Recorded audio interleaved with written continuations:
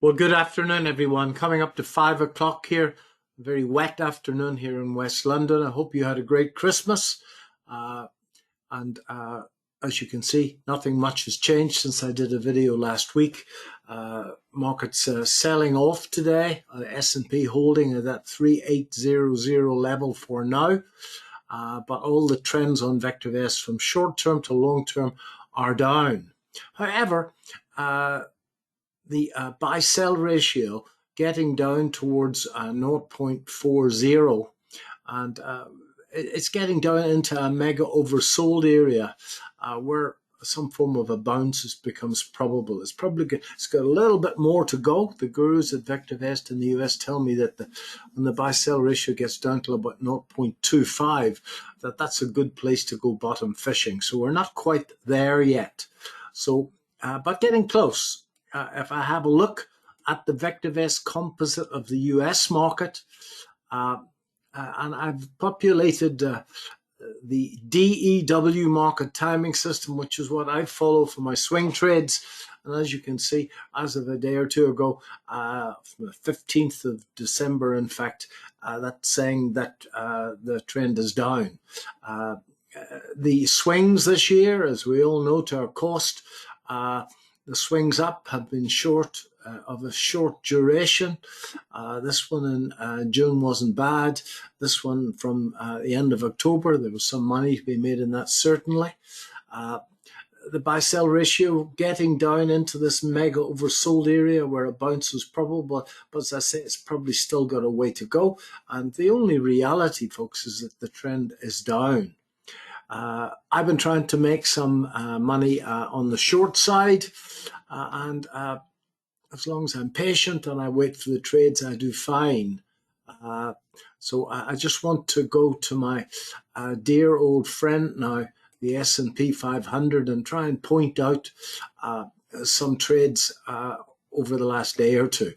This is the SPX, folks. As you know, in the United Kingdom, we can actually take bets on the index itself. It's through a process called spread betting. And apart from the legalese of the spread bet, it's essentially a position on the futures market. So this is the SPX cash on VectorVest. And you know, there's been some great trades in this, and I've got very used to these markets.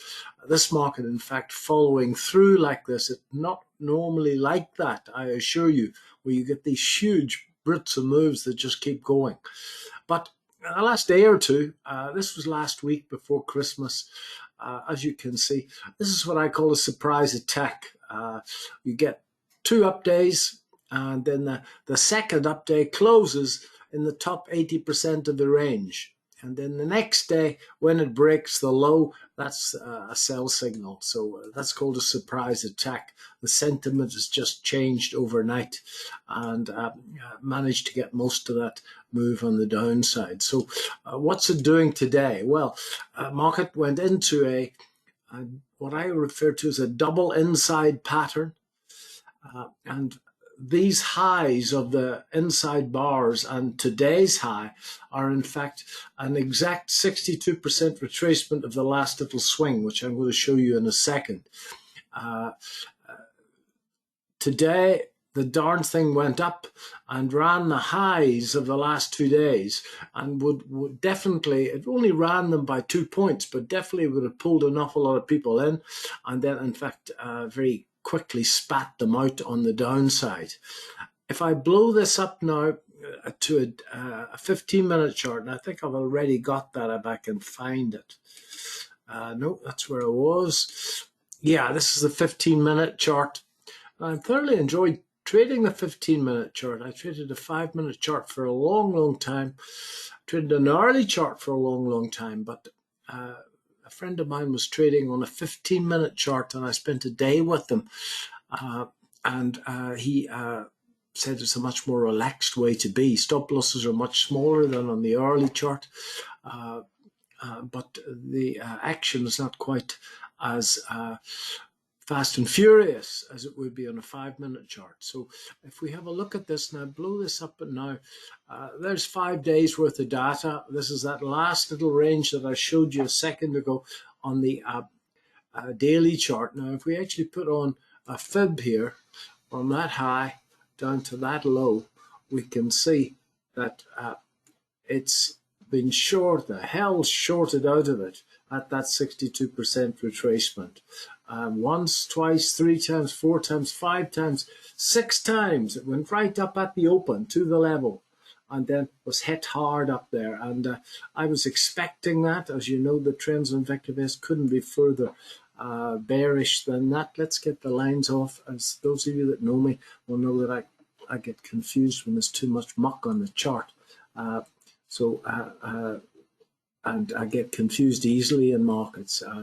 I worked for this chap once upon a time. He was the chairman of Anglo-American in South Africa. And he told me after a few gins at lunchtime that when he wasn't confused, he automatically assumed he hadn't been told the full story. But that's another story. So today, that was the opening bar today, and I went right up to the level, and it was hit hard at the level. I was looking for any reason to go short. That's the truth. I know you shouldn't in this line of work have an expectation.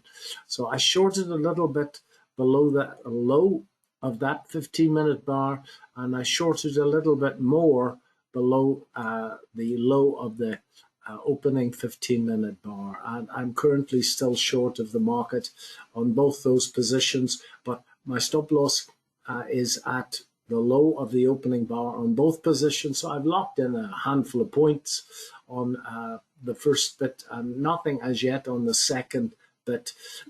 This level of 3800 is incredibly important. We go to the back to the daily chart. And as you can see, if it were to break that low, which I think is holding the market now, then the next spot on the downside would be this low.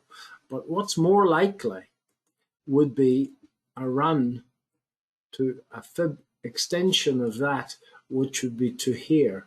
And that would take us down to a level of 3716. That would be the Fibonacci expansion of the last pullback. I doubt if it'll do that, even under the most positive circumstances for the bearish position, that it'll do that in one day. But I'm going to try. I think that it can get to the 78 of that or the old low relatively easily and quickly. So do my best to keep my sweaty little paws off that.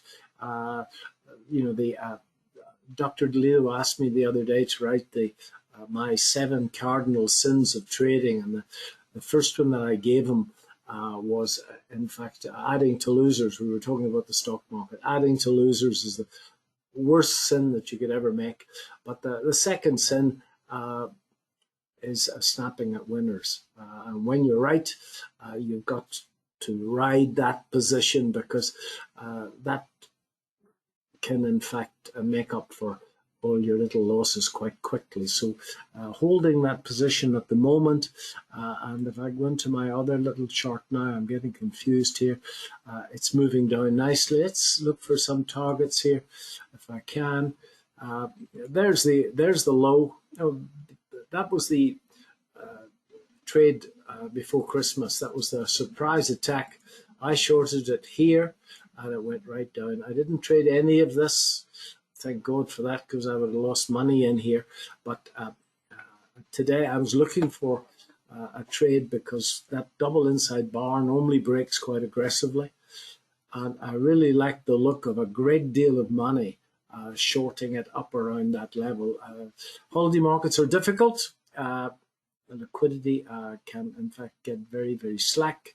And that 25-point profit that I've got at the moment can be vaporized instantaneously, but I doubt if it'll move that fast that I'll lose money on the position. So let's see how she goes. So what I've just hopefully entertained you with is how I make a living, folks. I haven't got, I'm still holding the position long on the GDX, and I'm looking very carefully at getting back into XLE, but I'm not going to do anything. I've got another position running as well, but I'm not going to do anything more until the new year now. So I'm traveling this weekend to Tampa. I'm going to chill in Tampa for a few days, and then I'll be speaking on swing trading at the VectorVest 2-day talk in Tampa next Friday and Saturday. So those of you that are coming to Tampa, look forward to seeing you. Thanks very much indeed. Let's see how this goes. Bye-bye.